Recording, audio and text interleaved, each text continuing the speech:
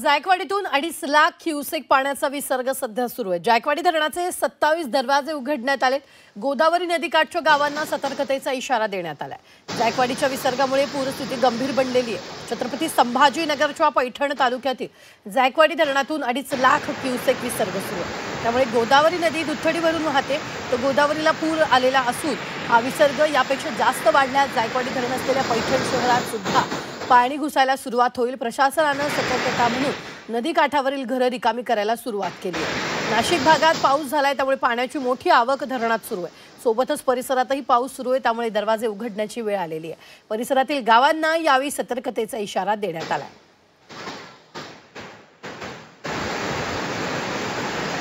या संदर्भातला आढावा घेतला आमचे प्रतिनिधी विशाल करोळे यांनी।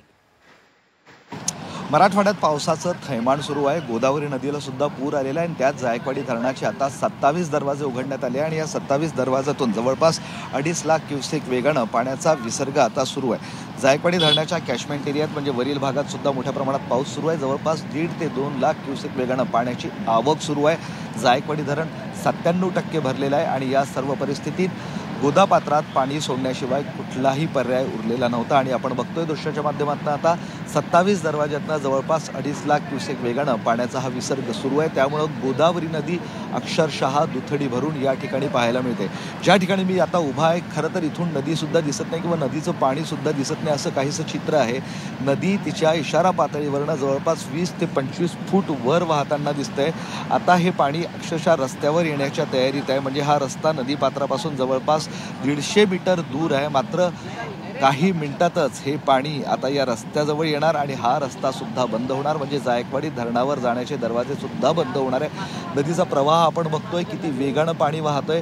20 ते 25 फूट म्हणजे या रस्त्यावर जिथे तुम्हाला सध्या पाणी दिसतंय तिथे एक पूल आहे जो छत्रपती संभाजीनगर आणि अहमदनगर जिल्ह्याला अहिल्यानगर जिल्ह्याला जोडतो। तो पूल पूर्णतः पाण्याखाली गेलेला आहे आणि त्याच्यावरून 20 फूट वरून पाणी वाहत आहे। हे सगळं पाणी आता पैठण शहरामध्ये सुद्धा घुसण्याची शक्यता आहे। 2006 मध्ये पैठण शहरामध्ये पूर आला होता, त्यावेळेस 30 लाख क्युसेक वेगानं पाण्याचा विसर्ग सुरू होता। संपूर्ण पैठण शहरात आणि आजूबाजूच्या शेकडो गावांमध्ये पाणी घुसलं होतं। त्याच कटू आठवणींना हा पूर पाहता पुन्हा उजाळा मिळण्याची शक्यता आहे।